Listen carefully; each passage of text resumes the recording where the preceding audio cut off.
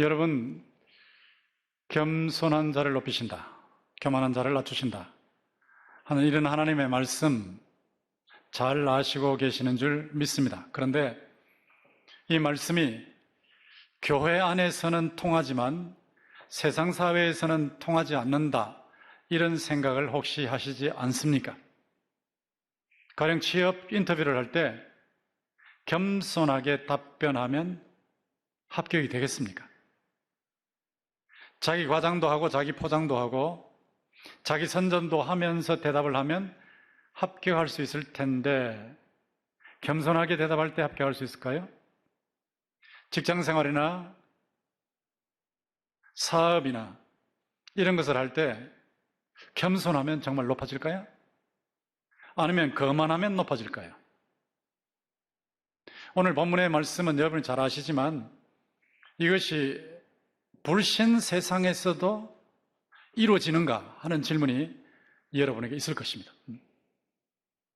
우리가 교만이다 겸손이다 할 때 교만이 뭐고 겸손이 무엇입니까? 어떻게 하면 우리가 교만을 버리고 겸손할 수 있겠습니까?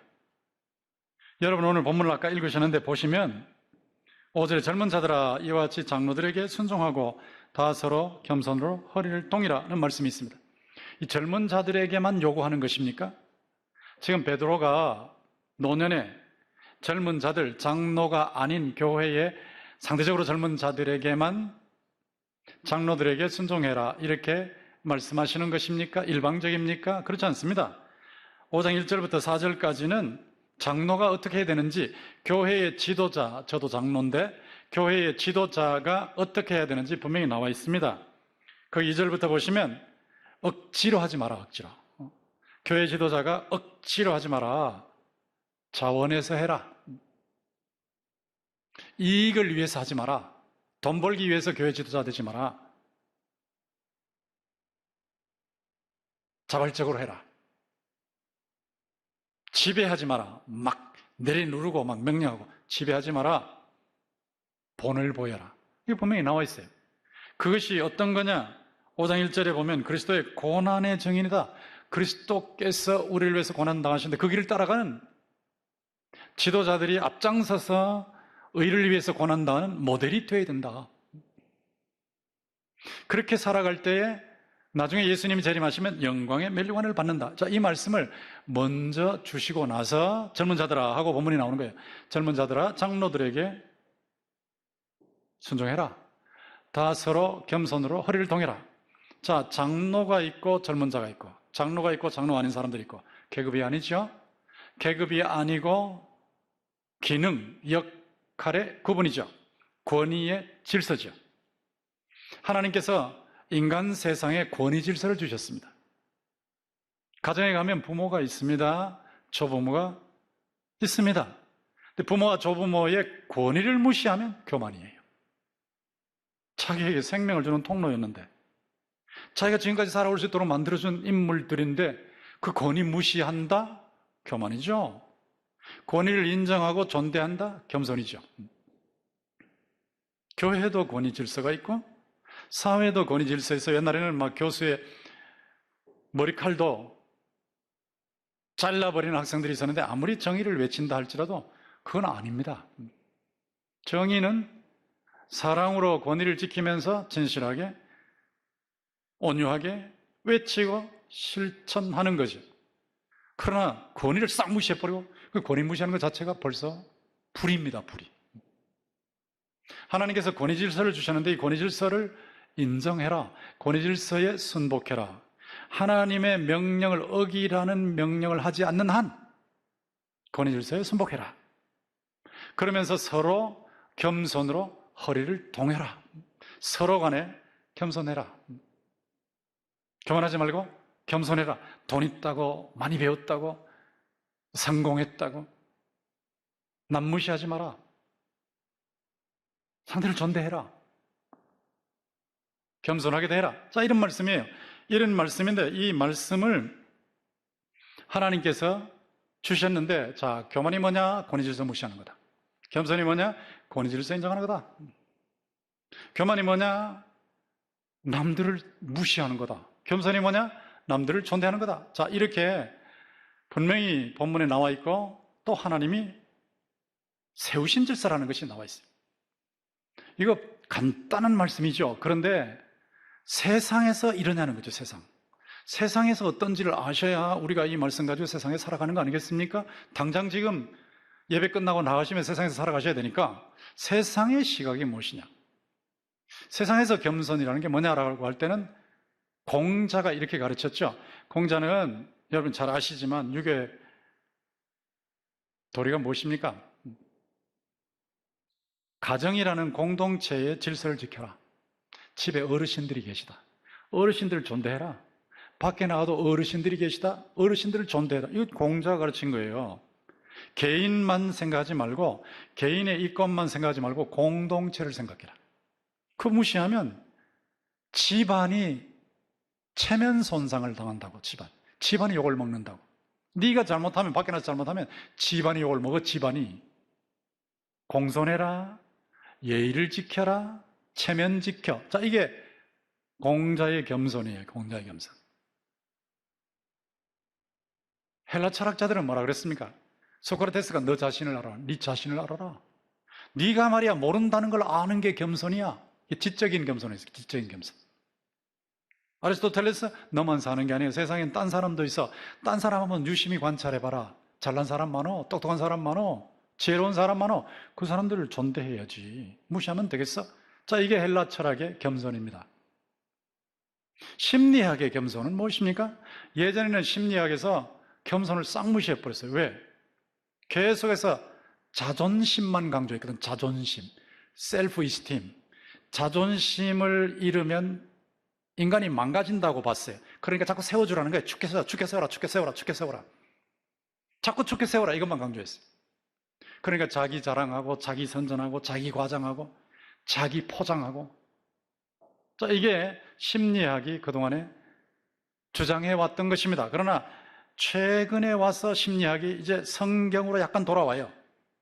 돌아오면서 뭐라 그러냐면 이거 자기 중심으로 자존심만 강조하니까 인간관계를 못 맺겠다 이거. 인간관계가 제대로 안 되네. 이거 안 되겠다. 그렇게 해서 심리학에서 뭐를 말하냐 하면 다른 사람들이 있다는 걸 기억해라. 다른 사람들 앞에서 겸손해야 된다.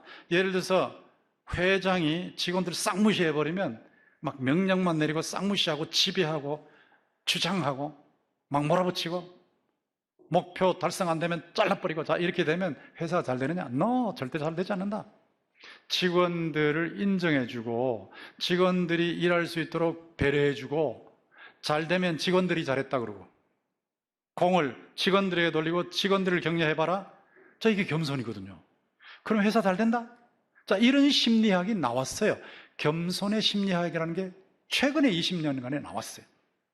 그 사람들이 더듬어서 이렇게 하다가 이제 성경의 진리로 돌아오겠다 하는 것을 볼 수가 있는데, 그래도 성경의 진리하고는 달라요. 어떻게 다른가? 자, 지금까지 제가 말씀드린 세상의 시각을 보세요. 내가 있습니다. 다른 사람들이 있습니다. 요 정도죠? 나라는 차원이 있고 타인이라는 차원이 두 개의 차원밖에 없어요. 두 개의 차원밖에. 이게 세상의 겸손을 설명할 때, 교만을 설명할 때 나오는 거예요. 그러나 본문에서 성경의 시각을 보시라고. 여러분이 그냥 얼른 보시면 잘 안 느껴지지만 5절 중간에 보시면 하나님은 하고 하나님이 나오죠.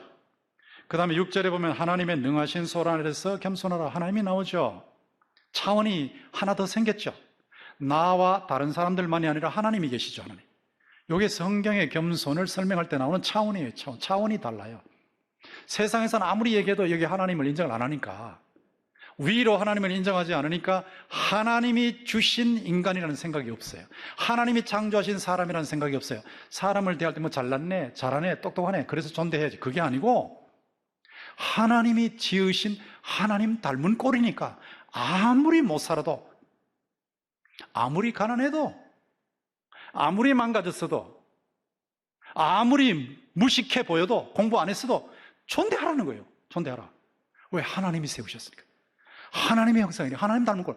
하나님 닮은 꼴이니까 하나님을 생각하면 사람을 무시할 수가 없어요. 어떤 사람도 무시할 수가 없어요. 다 존대할 수밖에 없어요. 위로 하나님을 생각하면 하나님이 나를 창조하셨다. 나를 구원하시고 나를 심판하신다는 것을 인정하면 그 하나님 앞에서 겸손할 수밖에 없어요. 그러니까 성경적 시각은 하나님이 계시고 내가 있고 다른 사람들이 있는 겁니다. 다른 사람들. 이게 성경의 시각이에요. 그러니까 성경을 세상의 시각과 비교해서 대조해서 보시면 금방 다르다는 것을 알아요.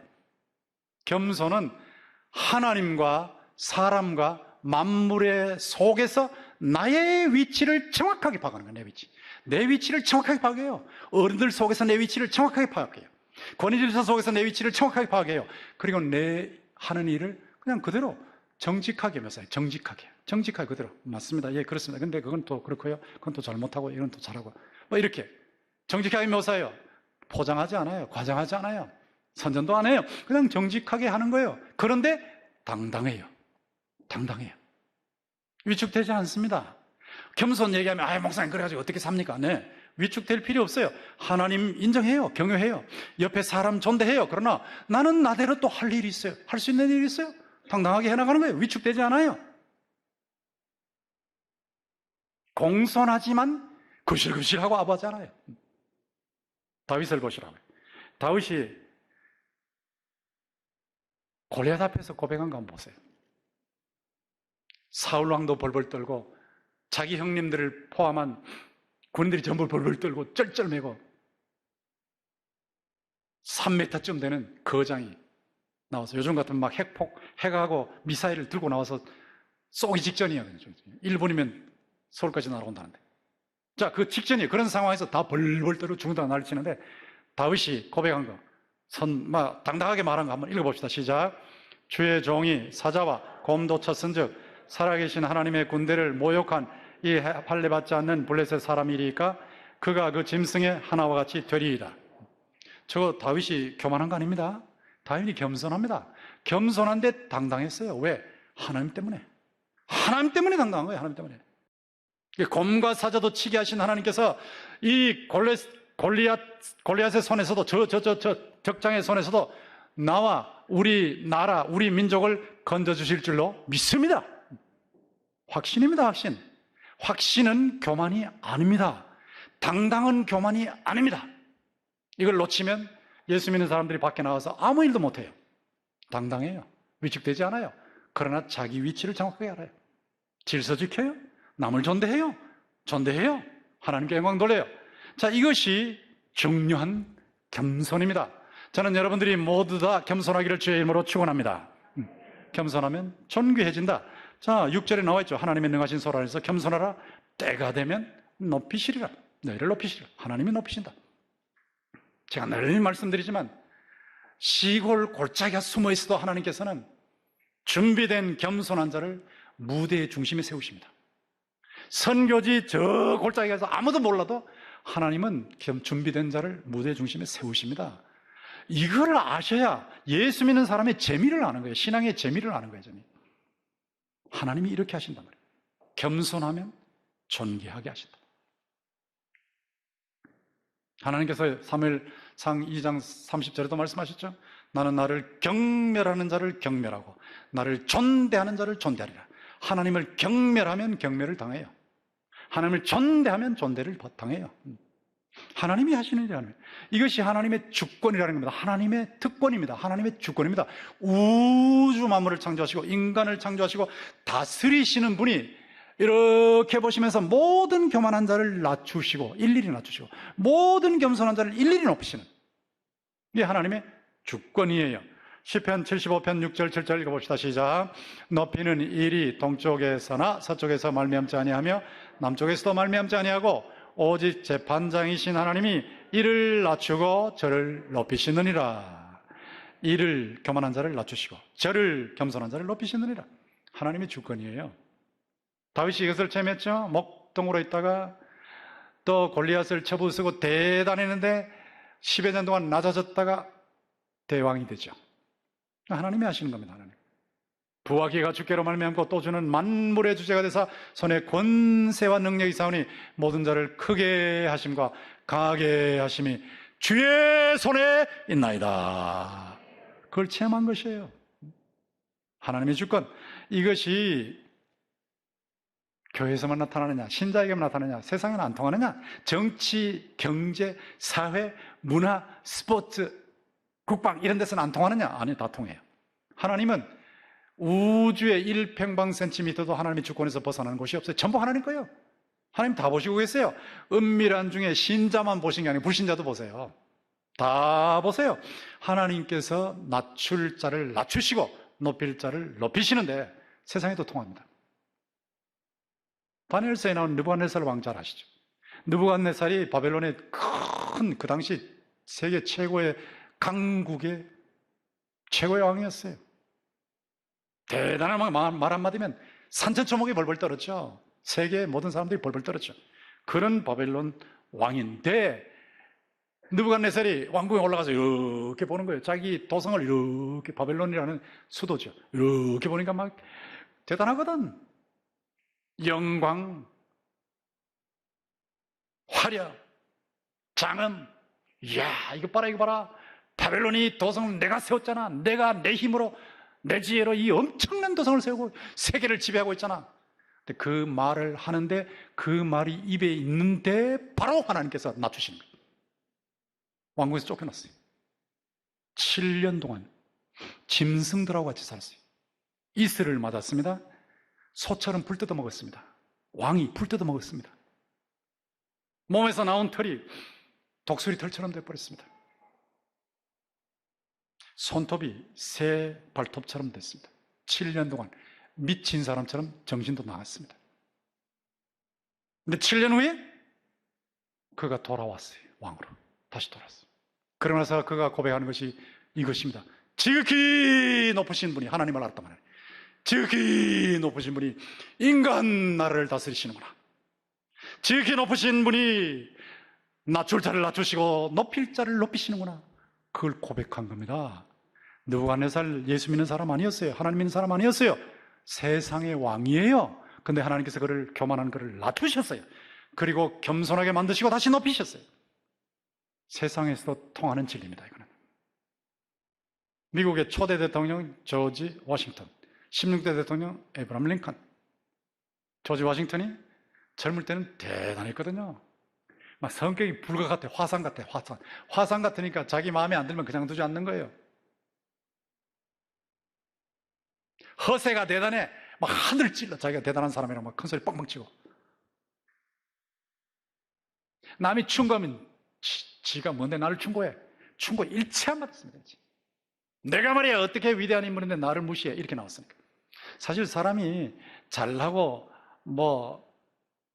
성공하고 하면 겸손하기 쉽지 않거든요. 조지 워싱턴이 대단하니까 겸손하지 않았어요. 그런데 어느 순간에 아이고 이거 봐라. 내가 정의를 가지고, 사람들을 억울하게 만들지 말고 정의를 가지고 사람들을 섬기면 진짜 큰 인물이 되는구나. 사람들을 섬겨야 큰 인물이 되는구나. 내가 낮아져야, 그래야 내가 가지고 있는 칼을 마음대로 휘두르지 아니하고 저 사람들 유익을 위해서 사용하겠구나를 깨달았습니다. 그리고 나서 겸손해지려고 몸부림을 치고 노력했어요. 그가 위대한 미국의 초대 대통령, 유명한 사람이 된 겁니다. 아브라함 링컨은 아시죠? 지난번에도 말씀드렸지만, 온유와도 관계에서 말씀드렸지만 겸손한 사람이 온유할 수 있어요. 겸손하지 않으면 온유할 수가 없어요. 겸손한 사람, 아브라함 링컨, 늘 주님과 동행하는 사람, 그런 인물이었죠. 자, 겸손, 존귀. 그런데 여러분이 겸손한 자가 높아진다고 할 때 가장 핵심적인 우주적인 모델이 누굽니까? 예수 그리스도입니다. 예수 그리스도. 예수 그리스도 보십시오. 하나님과 동등됨을 취할 것은 하나님이에요. 하나님. 성자 하나님이에요. 그런데 하나님으로 자기의 그 동등됨을 거머쥐고 놓지 않는 분이, 거머쥐고 나 절대 못 놓는다. 나 하나님 이 동등됨을 절대 놓지 않아 하고 붙잡고 계신 분이 아니라 그걸 푸셨어요. 푸셨다는 말이 무슨 말이냐면 하나님으로서 인간으로 내려오셨어요. 인간 중에 섬기는 종이 되셨어요. 종보다 더 낮은 죄수가 되셨어요. 죄수 중에도 제일 낮은 십자형 죄수가 되셨어요. 그렇게 해서 자신이 하나님 됨으로써 가지고 걸머쥐고 있는 것을 풀어서 베푸셨어요. 풀어서. 걸머쥐고 계신 것이 풀어서 베푸셨어요. 다 주셨어요. 생명까지 주셨어요. 죄인들을 위해서, 원수들을 위해서 생명까지 주셨어요. 이게 겸손의 모델입니다. 겸손입니다. 그런데 그런 예수 그리스도를 하나님께서 높이셨는데 더 이상 높을 수 없도록 높이셨다. 최고로 높이셔서 우주의 대왕으로 하나님의 보좌 우편에 재위 앉히셔서 우주와 인간계를 다스리게 하신 것입니다. 겸손하면 존귀해집니다. 어떻게 하면 이렇게 될 수 있을까요?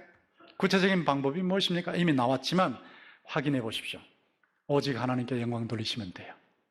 여기 5장 7절을 보시면 너희 염려를 다 주께 맡기라 이는 그가 너희를 돌보심이라. 주님께 맡긴다는 말이 무엇입니까? 주님이 다 해결하실 수 있으니까 맡긴다는 거거든. 하나님을 믿으니까, 내 고민거리를 하나님께 맡기면 하나님이 해결해 주신다는 걸 믿으니까 그분에게 맡기는 거거든요. 이게 겸손이에요. 겸손. 기도는 하나님을 영화롭게 하는 겁니다. 하나님을 하나님으로 대접하는 겁니다. 하나님을 하나님으로 높여드리는 겁니다. 그게 기도입니다. 기도. 금요 기도에 나오셔서 기도하시는 거 하나님을 높이는 거예요. 하나님께 영광 올려드리는 거예요. 하나님을 가까이 하는 거예요. 하나님을 가까이 하면 할수록 위대하다는 것을 발견해요. 여러분 진짜 겸손해지려면 누구를 만나면 되냐면 대가를 만나면, 대가, 큰 힘을 만나면 돼요. 탁구 조금 치는데 조금 친다고 동네 탁구에서 이기는 사람 거만을 거드름을 피울 수 있겠지만 올림픽 금메달리스트 만나면 꼼짝 못하고 납작해집니다. 대가 만나면 돼요. 대가. 큰 인물 만나면 돼요. 여러분보다 잘나는 사람 만나면 돼요. 최고의 대가 그분이 하나님이에요. 하나님을, 우주의 대가 하나님을 만나시면 가까이 할수록 와, 위대하십니다. 정말 위대하십니다. 하나님 위대하십니다. 그러면서 엎드릴 수밖에 없어요. 엎드릴 수밖에. 그리고 영광이 나한테 다가오면 겁이 나서 내가 영광을 못 받아요. 저분이 받으셔야지, 저분이 받으셔야지, 저분이 받으셔야지 하고 주님께만 올리게 돼 있어요. 오직 하나님께만 영광. 어떤 경우에도 그러면 겸손한 인물이 되는 겁니다. 그리고 하나님께서 우리를 잘 아시기 때문에 가시 주셨어요. 가시. 바울에게도 가시를 주셨어요. 육체의 가시. 몸이 아파요. 어딘지 모르지만 아파요. 그거 없으면 좋겠어요. 그것 때문에 사람이 맥을 못 주겠어요. 그게 육체의 가시입니다. 거기다 사탄이 그걸로 나를 자꾸 괴롭혀요. 너 같은 게 뭐 한다고 말이야. 네가 그 모양 가지고 그 정도 가지고 뭐 올라가서 뭐 한다고 그러냐. 자꾸 괴롭혀요, 사탄이. 그런데 놀라운 사실은 그게 하나님의 선물이에요. 가시 선물, 아픈 선물, 나를 낮추시는 선물, 나의 교만을 제어하는 장치, 나의 겸손의 발동을 거는 장치. 그래서 어떤 경우에도 교만하지 못하고 겸손하게 만드시는 장치. 그게 바울에게 있었고 제게 있고 여러분에게 있습니다. 이거 없는 사람 한 사람도 없습니다. 한번 생각해 보세요. 어떤 것 때문에 내가 맥을 못 추고 있냐? 어떤 것 때문에 내가 거들먹을 못 부리는가? 내가 잘났다고 못하는가? 뭐 때문에? 한번 생각해 봐요. 분명히 있어요. 교만 제어 장치, 겸손 발동 장치. 그게 하나님의 가시 선물이에요. 아프죠? 그러나 그걸 수용하시면 되었어요. 하나님 이걸 통해서 겸손하게 하시네. 이걸 통해서 날 쓰시네. 내가 약할 때에 하나님의 능력으로 강해지는 줄 믿습니다. 내가 약할 때에 강하다. 하나님까지 선물. 수용하면 됐어요. 수용하면 겸손해져요. 뭐 자랑하기까지는 못한다 할지라도 수용만 해도 겸손해져요. 그리고 낮은 자리에서 섬기면 돼요. 머슴이라고 생각해요. 저는 늘 머슴이라고 생각해요. 제가 시골에 살았기 때문에 머슴을 잘 알아요. 나는 동신교회 머슴이다. 이제 은퇴하고 나면 전국 교회, 뭐 또 세계 선교지 어디든지 가서 머슴이다. 난 머슴이야. 머슴으로 섬기다가 납작 엎드려 섬기다 가야지. 납작 엎드려 섬기다 가야지. 그냥 늘 섬기다 가야지. 낮은 자리에서 섬기면 겸손해져요. 섬기는 자가 큰 자입니다. 가장 크게 섬기는 자가 가장 큰 자입니다. 가장 큰 자. 교회에서 이렇게 봐서 굳은 일 있으면 굳은 일을 찾아가면서 해요. 남 섬길 자리가 있으면, 내 대접받는 자리 말고 섬길 자리 있으면 찾아가면서 섬겨요. 그 사람이 위대한 사람이에요. 하나님이 존귀하게 만드시는데 본인만이 아니라 후손까지 하나님 높이시는 겁니다. 대가를 만나면 겸손해져요. 겸손하지 않다는 건 아직도 대가를 못 만났다는 거예요. 대가를 만나면 겸손해져요. 반드시 겸손해져요. 대가를 만나십시오. 여러분 분야에서 대단한 인물을 만나십시오. 그분한테 벤치마킹을 하세요. 겸손해집니다. 근데 우주의 대가 하나님을 만났어요. 하나님을 가까이 하세요. 계속 가까이 하세요. 겸손해져요. 그러면 그분께 영광 올려드리면서 더 겸손해져요. 가시를 주셔도 약할 때 강하다고 믿으면서 더 겸손해져요. 하나님의 머슴이로 온 세상에서 낮은 사람을 섬기면서, 다른 사람을 섬기면서 겸손해져요. 그때 하나님이 높이십니다. 네, 하나님 여호와께서 너를 세계 모든 민족 위에 뛰어나게 하실 것입니다. 이 귀한 복을 여러분 모두가 받아 누리시기를 주님의 이름으로 축원합니다.